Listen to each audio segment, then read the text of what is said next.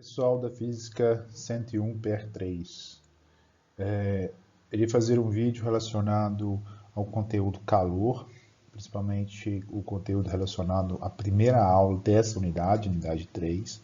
Basicamente iremos falar sobre temperatura, sobre calor, os estados físicos dos corpos, né? E para finalizar, os mecanismos de transmissão de calor. Bom, para iniciar então o estudo, que basicamente é um capítulo, é uma unidade relacionada à temperatura, muitas vezes chamado também de termodinâmica, que é o estudo da temperatura, nós precisamos definir o que é temperatura, né? A temperatura está relacionada à agitação térmica das moléculas. Lembrando que tudo que eu vou falar aqui é um complemento dos vídeos que vocês deveriam ter já assistido. A temperatura, então, está relacionada à agitação das moléculas. Assim, se nós temos corpos em estados físicos diferentes, como, por exemplo, no estado sólido, estado líquido e o estado gasoso, nós temos temperaturas diferentes, ou faixas de temperaturas diferentes. O estado sólido, por exemplo, ele é caracterizado pelas moléculas terem um certo limite de movimentação. Elas se movimentam, só que elas oscilam em relação a um ponto de equilíbrio. Nesse caso, nós temos uma baixa agitação das moléculas. Já no caso dos gases, as moléculas estão livres, então elas podem se mover para qualquer local. Nesse caso, então, nós temos uma alta agitação.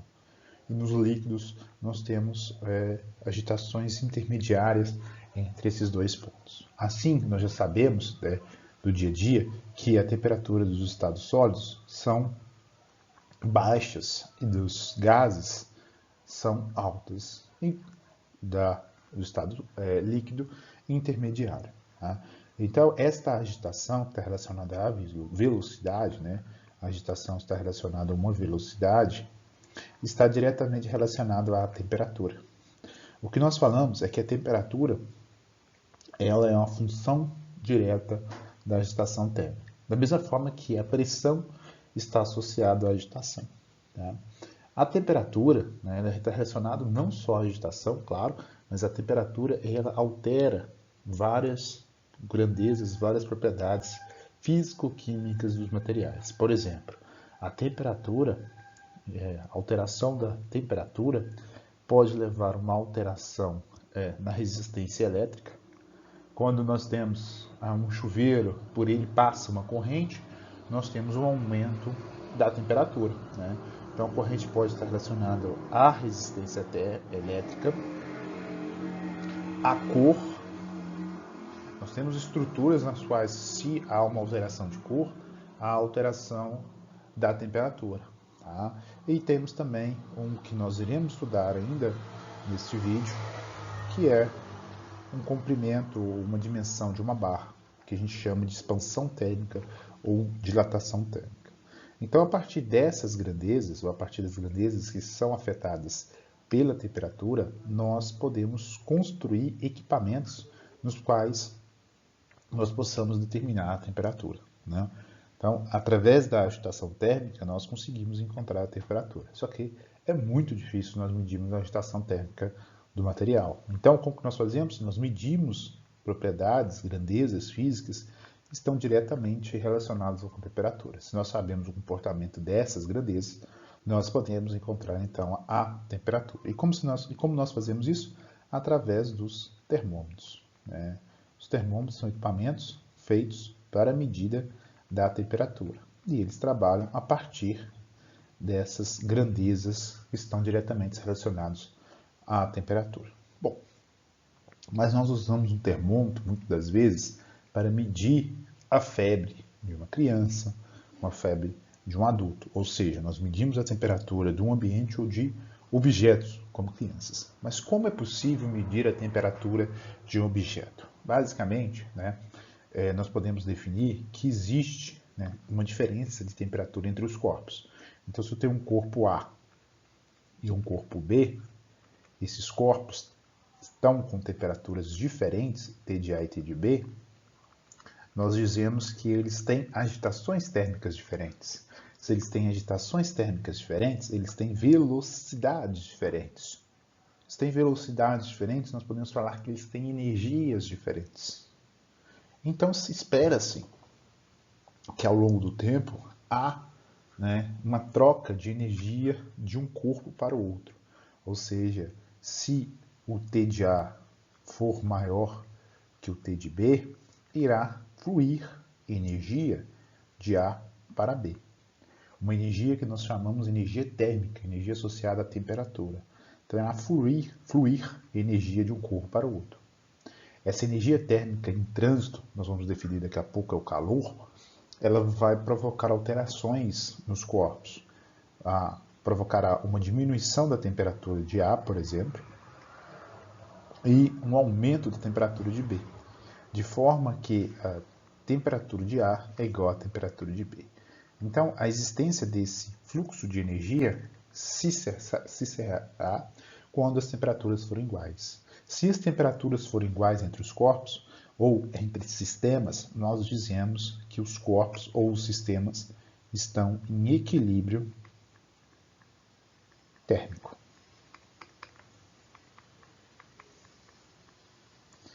O conceito de equilíbrio térmico, ele também está relacionado ao que nós chamamos de lei zero da termodinâmica. A lei zero da termodinâmica está relacionado ao equilíbrio de temperatura entre os corpos. A lei zero da termodinâmica nos fala basicamente o seguinte: se há há três corpos, tá?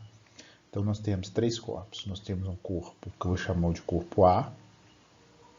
Nós temos um corpo B. Pode ser sistema, tá? E um corpo C. Se, por meio de contato, nós percebemos que os corpos A e B estão em equilíbrio térmico,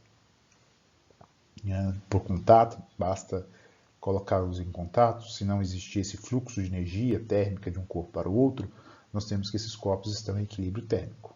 Aí, logo em seguida, nós aproximamos B de C e nós observamos que os corpos B e C também estão em equilíbrio térmico. Se nós garantirmos isso, se nós garantirmos que o corpo A, que o corpo B está simultaneamente em equilíbrio térmico com A e com o corpo C, nós podemos afirmar que o corpo A e o corpo C, eles também estão em equilíbrio térmico, sem precisar de analisá-los de forma juntos, colocá-los em contatos. Então, essa lei zero é uma lei forte, parece ser simples, mas ela é forte. A partir dela, por exemplo, nós podemos medir a temperatura de uma criança, a temperatura interna de uma criança. Por quê? Se B corresponde à pele da criança, A corresponde ao interior da criança, os órgãos, por exemplo.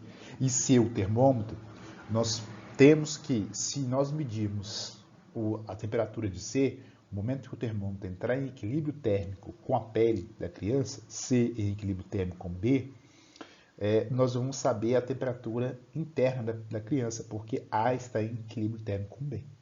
Então, sem precisar analisar o interior da criança, nós podemos falar qual é a temperatura dessa criança. Tá? Isso a partir da lei zero da termodinâmica.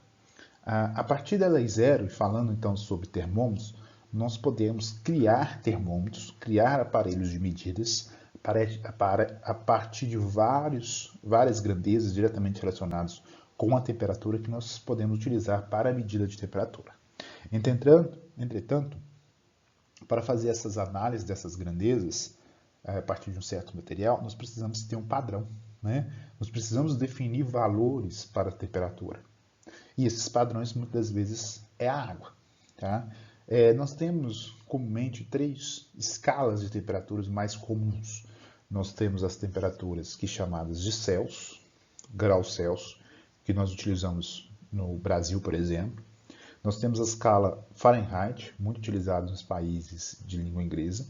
E para o Sistema Internacional de Medidas, nós temos o Kelvin. Tá? O Kelvin é a única escala que não tem um grau. Nós temos o grau Celsius, o grau Fahrenheit e nós temos a unidade na escala Kelvin. Tá? Quais as diferenças entre elas? Basicamente são os padrões. As unidades são diferentes. Nós temos, então, o primeiro escala em Celsius, o segundo escala em Fahrenheit, e, por fim, o que nós chamamos muitas vezes de escala absoluta, que é o Kelvin. Então, Kelvin, graus Fahrenheit e graus Celsius. Todos esses valores, todas as escalas, elas estão interligadas. De que forma? Dado uma temperatura em graus Celsius, nós podemos achá-la em graus Fahrenheit e também em graus Kelvin.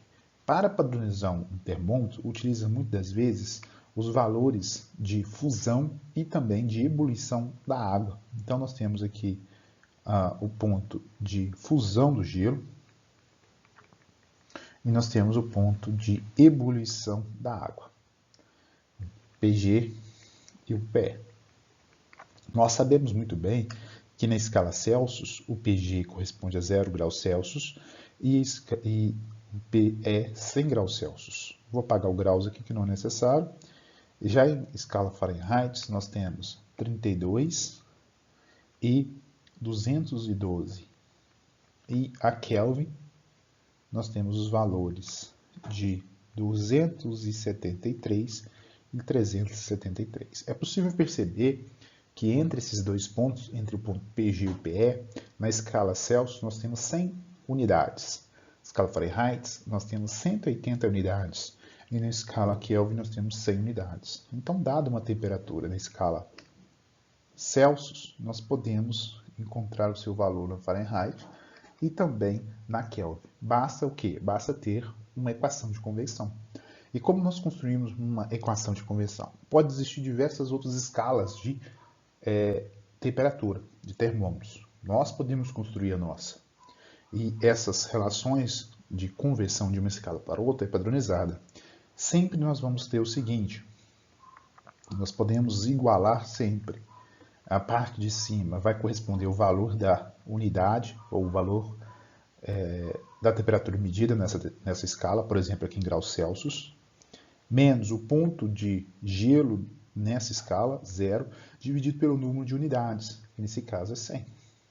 Unidades entre o PG e o PE. Já na escala Fahrenheit, seria TF menos 32 dividido por 180, que é o valor das unidades. E na escala Kelvin, seria TK menos 273 dividido por 100. Então, através dessa equação aqui, nós podemos relacionar todas as medidas, todas as escalas que nós temos, as principais, porque nós podemos fazer outras escalas que nós gostaríamos. Tá? Falando então, continuando falando sobre o termômetro, já falando sobre as propriedades, os termômetros mais comuns que nós temos são através trabalham através da expansão térmica de um material. O que é expansão térmica? Basicamente, a expansão térmica corresponde à dilatação. A expansão térmica, ou dilatação térmica, ela está relacionada com a alteração das dimensões, ou de uma, ou duas, ou três dimensões de um material. Por exemplo, existe a dilatação, ou expansão linear, que consiste a expansão de apenas uma direção. Então, se nós temos uma barra do material, essa barra, devido a uma variação de temperatura, irá ter um aumento do seu comprimento. Então, inicialmente, ela tem um comprimento inicial L0 e, por fim, um L final. E nós temos aqui um ΔL, onde esse ΔL corresponde ao comprimento final menos o comprimento inicial. Essa dilatação linear, essa expansão ΔL, essa variação do comprimento, ela vai depender do comprimento inicial, do tipo de material que é formado esse fio, essa barra, vezes a variação da temperatura. Este alfa aqui é o que nós chamamos de coeficiente de dilatação linear. Coeficiente de dilatação linear. Tá? Da mesma forma que uma barra, nós podemos ter outros tipos de estrutura. Por exemplo, uma estrutura na qual a dilatação acontece em relação a uma área, então, ou seja, uma dilatação superficial. Da mesma forma, nós temos as mesmas equações. O ΔL o ΔA é a área final menos a área inicial, vai depender da área inicial, também de um coeficiente, nesse caso é o coeficiente de dilatação superficial, o beta vezes a variação da temperatura. E por fim, nós temos o volumétrico, né, que é um certo volume inicial devido a uma variação da temperatura a uma variação também do seu volume. Um ΔV é o volume final menos o volume inicial. Da mesma forma, vai depender do volume inicial, de uma constante que é o coeficiente de dilatação volumétrico, e esse coeficiente de dilatação volumétrico, tá, ele multiplicado pela sua temperatura. Notem que se a temperatura for positiva em todos eles, linear, superficial e volumétrico, nós temos um aumento do volume. Só que se a variação da temperatura for negativa, nós temos a compressão dessas dimensões. É importante dizer que materiais homogêneos, que são boa parte dos materiais que nós iremos trabalhar nos exercícios, nós temos que o coeficiente de dilatação volumétrico corresponde a 3 vezes alfa e o coeficiente superficial corresponde a 2 vezes alfa. O que significa isso? Se o material for homogêneo, ele não tem preferência em dilatar para um lado. Todas as posições, todas as direções possíveis dilatam da mesma forma. Por isso que nós temos essas relações de igualdade. Só que a expansão térmica para certos materiais, como a água, não são governados em uma certa faixa de temperatura por essas equações. É o que a gente chama de comportamento análogo da água. A água, entre 0 e 4 graus, ela não obedece a essas equações que foram colocadas aqui. Na faixa de temperaturas de 4 graus Celsius a 0 graus Celsius, se nós olharmos qualquer uma dessas equações aqui, principalmente do volume, né, que a água a gente pode tratar relacionada ao seu volume, espera-se que com a diminuição da temperatura, nós temos a diminuição do seu volume. Só que o que a gente observa com a água é o contrário. Se nós diminuirmos a temperatura nessa faixa, nós vamos perceber um aumento do volume. Ou seja, se nós estamos a 4 graus Celsius, nós teremos um volume V. Se nós estamos a 0 graus Celsius, nós temos um volume maior do que V. Entre 4 graus Celsius a 0 graus, nós temos um aumento do volume ao invés de ter uma diminuição do volume. Graças a esse aspecto, né, na qual o comportamento não é um comportamento típico, nós temos a existência de vida aquática em regiões nas quais os lagos, os mares, os rios se congelam. Se nós tivermos um rio, por exemplo, onde nós temos aqui a margem, um corte de perfil, à medida que a temperatura cai do ambiente, nós temos aqui que, a partir de 4 graus, nós temos o congelamento dessa primeira camada aqui. Essa primeira camada, quando a parte de 4 graus, ela expande, e quando ela se expande, ela forma aqui uma camada de gelo. Essa camada de gelo é um bom isolante térmico, então que impede que nós vamos ver daqui a pouco, a retirada de calor do rio. Assim, temperaturas do ambiente serão negativas, então são temperaturas inferiores a 0 graus, enquanto que dentro do lago nós teremos temperaturas superiores a 0 graus.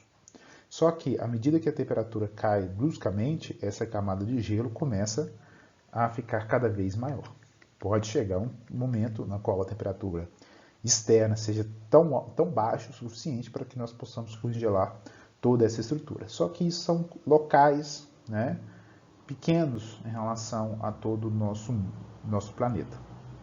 Basicamente, nós vamos ter aqui uma camada de gelo, mesmo assim, essa camada de gelo terá, né, bem ao fundo, água acima de 0 graus, que possibilita aí a vida de vários animais. Bom, falando aqui em calor, né, eu falei fluxo de calor, falei aqui sobre o fluxo de energia, na verdade, energia térmica, que defini como calor.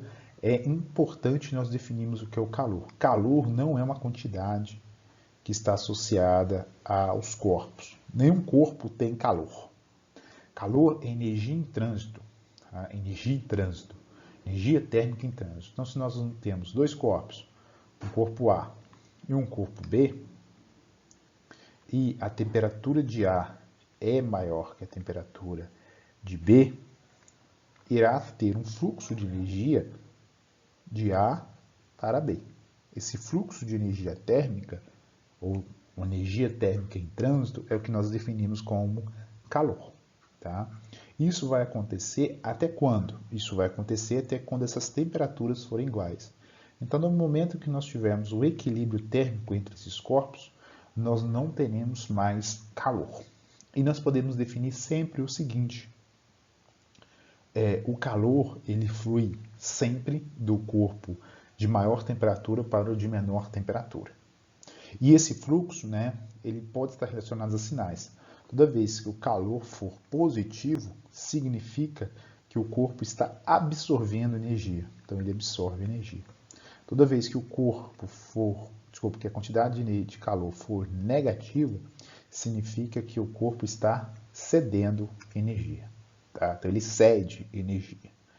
Este calor, né, que migra de um corpo para outro, essa energia térmica que migra de um corpo para outro, pode levar várias consequências para um corpo. Por exemplo, pode acontecer, né, que este calor de A para B ele seja utilizado apenas para aumentar a sua temperatura. Então, se há calor de um corpo A para um corpo B, ou daqui a pouco nós vamos definir um sistema termodinâmico, então há um calor para o sistema termodinâmico, este calor pode aumentar ou pode produzir uma variação de temperatura. No caso quando a quantidade de calor provoca uma alteração da temperatura, nós falamos que esse tipo de calor é o calor sensível. E o calor sensível vai produzir uma variação de temperatura no corpo que vai depender da sua massa, claro, vai depender da quantidade de calor que foi para o sistema, vai depender da sua massa, de uma constante, que é o calor sensível do material, e da variação da temperatura, ou seja, Q igual a mc ΔT. Se a quantidade de calor for alta, ela pode produzir uma variação alta da temperatura, desde que a massa seja pequena e que o material ele tenha uma constante de C muito pequena. O que é o C? O C é a quantidade de energia necessária para aquecer em 1 grau uma quantidade de 1 grama de uma substância. Tá? Então, C ele define essa conversão entre energia e temperatura.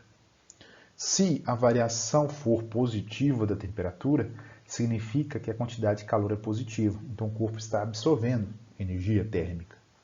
Se ΔQ for negativo, há uma diminuição da quantidade de energia térmica do corpo. Então, flui uma energia térmica do corpo para o ambiente. Então, o Q é negativo. ΔQ, que eu sempre falo aqui, é um ΔQ que está relacionado à temperatura final menos a temperatura inicial. Tá? Este é o valor de ΔQ para todos os casos. Bom, só que nem sempre isso acontece. Nem sempre toda a quantidade de calor fornecida é relacionada à temperatura, ou seja, relacionado a um calor sensível. Pode acontecer o quê? Pode acontecer que essa quantidade de calor de um sistema termodinâmico provoca uma mudança de estado físico, né? Mudança do estado sólido para o estado líquido, para o estado gasoso. Esses processos não levam, essas mudanças, essas transições de estado, não levam uma variação da temperatura. Por exemplo, a água, gelo, ela se transforma em água líquida a 0 graus Celsius. Durante o processo de mudança de estado físico, nós não temos alteração da temperatura. Nesse caso, nós chamamos que é um calor latente. Esse calor latente seria massa vezes um calor latente relacionados a esse estado, a essa mudança de fase. Tanto o calor sensível quanto o calor latente são propriedades que dependem do material, depende da condição na qual eles estão, se eles são sólidos, se eles são líquidos, se são gasosos, depende também da pressão. Tá? Nós temos um calor sensível relacionado ao estado sólido, outro estado líquido, outro estado gasoso para a mesma substância, a mesma pressão. Nós temos também um calor latente associado ao processo de fusão, outro de processo de ebulição, outro do processo de sublimação. Então é importante distinguir essas constantes. Tá? Em relação ainda ao primeiro tipo de calor que nós vimos, que é o calor sensível, nós podemos representar essa equação por Czão vezes ΔT, onde esse Czão é conhecido como capacitância térmica. Tá? É a capacitância térmica, é a quantidade de calor que você precisa fornecer para ter uma variação de 1 grau, de 1 Kelvin em certa substância. Bom, para finalizar essa ideia do calor, principalmente o calor latente, é importante nós discutirmos quais são os estados físicos da matéria. Nós vimos quais são os estados físicos. Eu iniciei este vídeo falando que nós temos o estado sólido, que nós temos o estado líquido e o estado gasoso. Falei sobre as propriedades desses estados. Existem processos de mudança de fase de um estado para o outro. Do estado sólido para o estado líquido, nós temos o que é chamado de fusão. Já do estado líquido para o estado gasoso, nós temos a ebulição. Da mesma forma, nós temos processo inverso. Nós podemos retirar a energia do gás e fazê-lo com que o seu estado mude de gás para líquido. Nesse caso, nós chamamos de condensação. Nós podemos também retirar a energia do líquido até que ele mude de estado físico, faz uma transição de fase, de líquido para sólido, que é chamado de sublimação. Há a possibilidade ainda de sólido se tornar gasoso e gasoso se tornar líquido. É possível fazer esses processos. Esses processos de mudanças de fase, não importa se é sólido para líquido ou líquido para sólido, é chamado de sublimação. Mas extremamente importante nós falarmos sobre esses processos, que esses processos dependem não só da temperatura dos corpos, dependem também da pressão. Então é muito comum nós observarmos o que é chamado diagrama PV de substâncias, como por exemplo a água, onde nós temos um eixo horizontal a temperatura e no eixo vertical nós temos a pressão. O que acontece? Se nós aumentarmos a temperatura, aumentarmos a pressão, nós vamos observar comportamentos diferentes para a substância. Nós teremos uma situação como esta, tá? Onde, à medida que nós aumentamos, só estamos aqui na região que é definida como sólido. Nós temos aqui uma região definida como líquido e uma gasosa. Nós podemos, apenas através da variação da temperatura, sair de um estado para o outro, do estado sólido para o estado líquido, ou do estado sólido para o estado gasoso, ou do líquido para o gasoso, simplesmente provocando uma alteração da temperatura. Mas nós podemos fazer também uma alteração do estado, alterando a pressão de uma substância. Então, certamente vocês já viram que se vocês colocarem água em uma seringa, vedar a entrada de água e começar a puxar um êmbolo, aumentando o volume, vocês percebem que a água começa a evaporar. Vocês não estão alterando a temperatura, vocês estão alterando ali a pressão e o volume. E observam uma mudança, uma transição de fase. Então não precisa mudar a temperatura para ter uma mudança de fase. Basta ter uma alteração, por exemplo, da pressão. Este comportamento depende das substâncias envolvidas.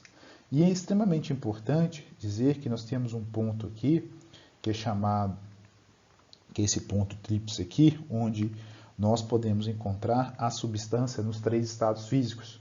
Este ponto aqui é para uma dada temperatura, para uma dada pressão. Nessa temperatura e nessa pressão, nós podemos encontrar a substância ou no estado líquido, ou no estado gasoso, ou no estado sólido. Ou ainda nós podemos encontrar a substância nos 3 estados ao mesmo tempo. Esse ponto é chamado ponto tríplice. Possível encontrar a substância nos 3 estados possíveis. Esse diagrama ele é extremamente importante, porque a partir dele nós podemos padronizar termômetros, averiguar se os termômetros estão adequados para a comparação entre as temperaturas.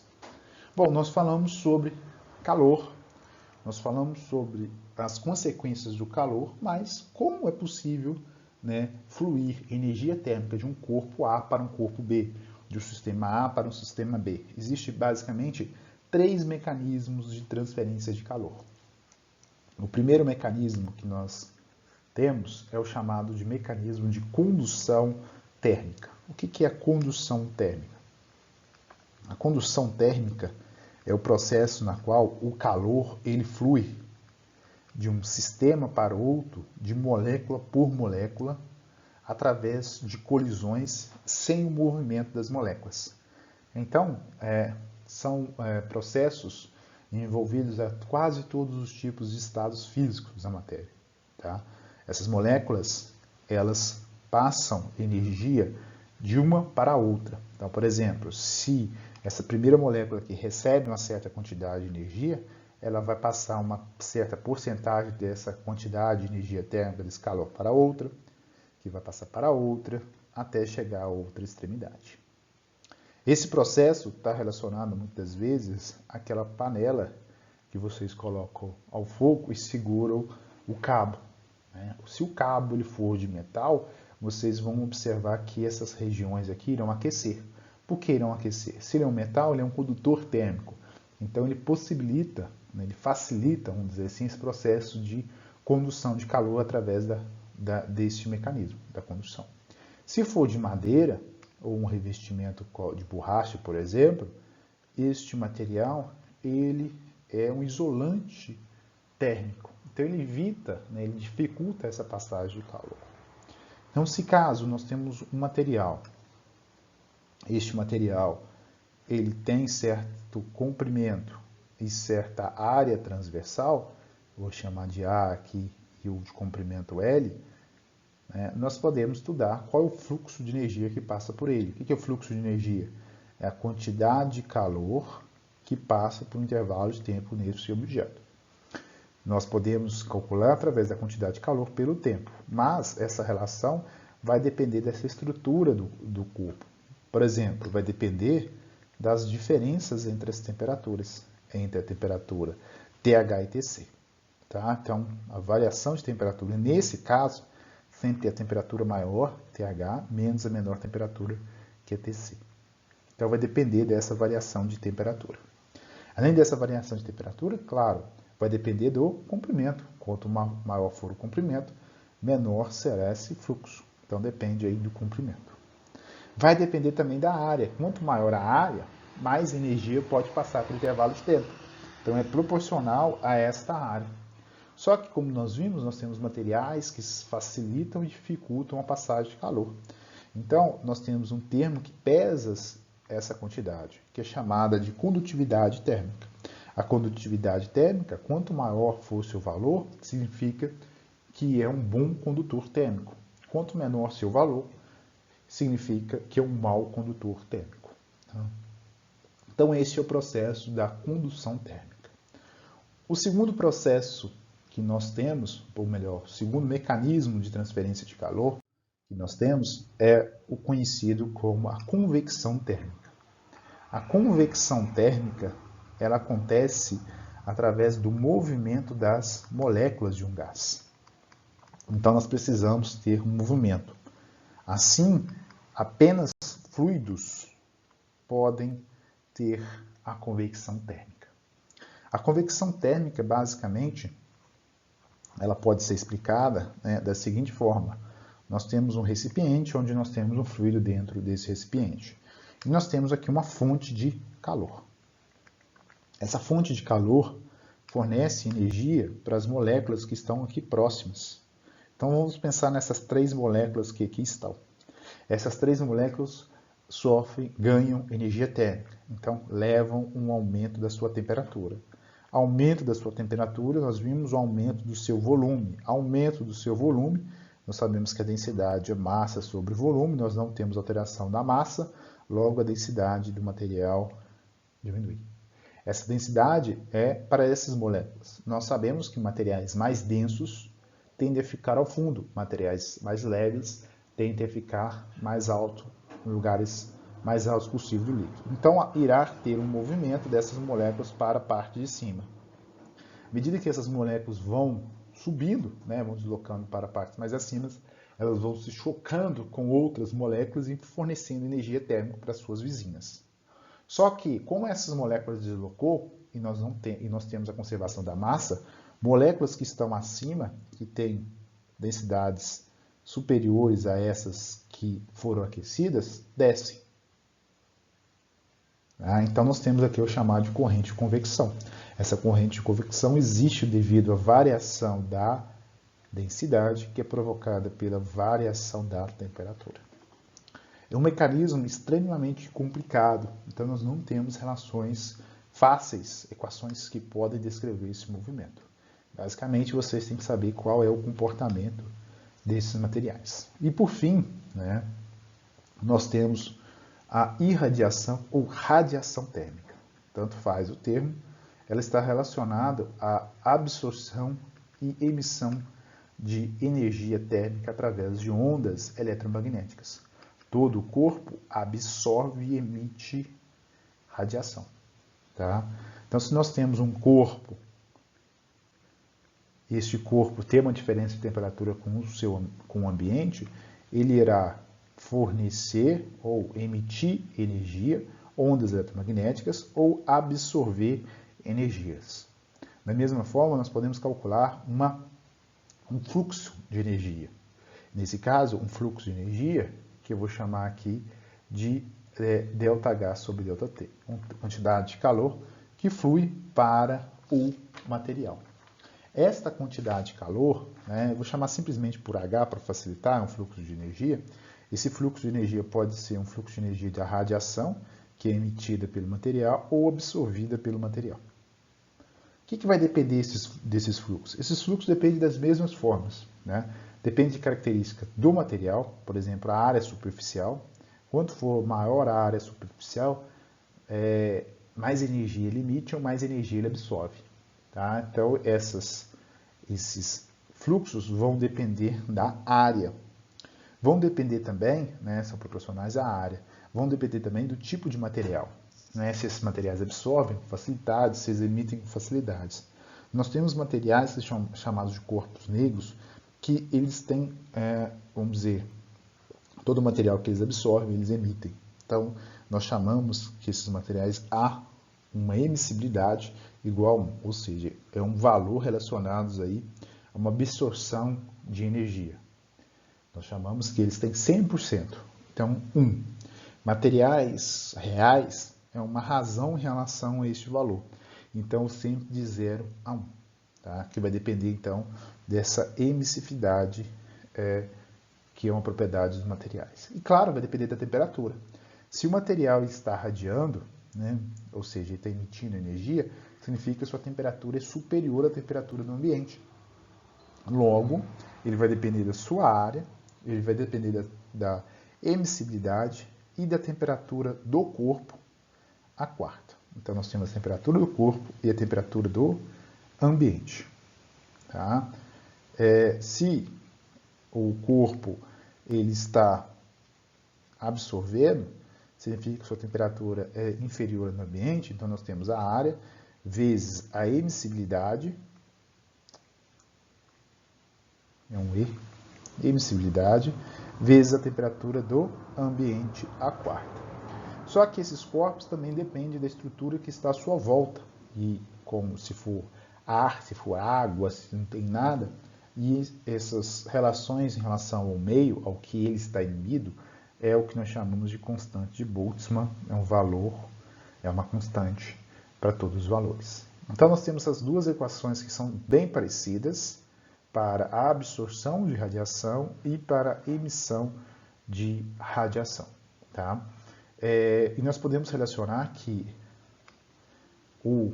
a taxa de absorção total, a taxa na qual ele absorve, ela será, então, o tanto que ele radia, menos o tanto que ele absorve.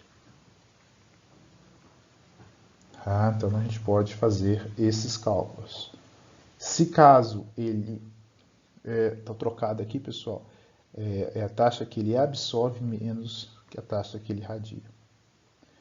Se, então, nós temos equações iguais, nós podemos reescrever essa equação como sendo o ΔH absorve ao quadrado menos ΔC ao quadrado.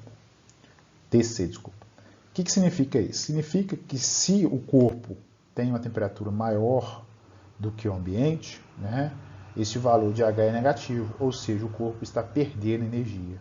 Se agora o TC for inferior ao TA, né, significa que ele está absorvendo energia do meio. Logo, o HT ele é positivo. Nós temos relações aí para essa transformação. Lembrando que essa taxa de radiação, podemos falar sobre potência também, ela depende da área, quanto maior a área, maior é essa taxa, depende do tipo de material, do meio na qual ele está inserido e da temperatura do corpo ou do ambiente. Bom, a aula de hoje basicamente foi relacionado a esses conceitos básicos relacionados à nossa primeira parte da unidade 3. Haverá ainda outro vídeo relacionado à primeira e à segunda lei da termodinâmica. Valeu, pessoal!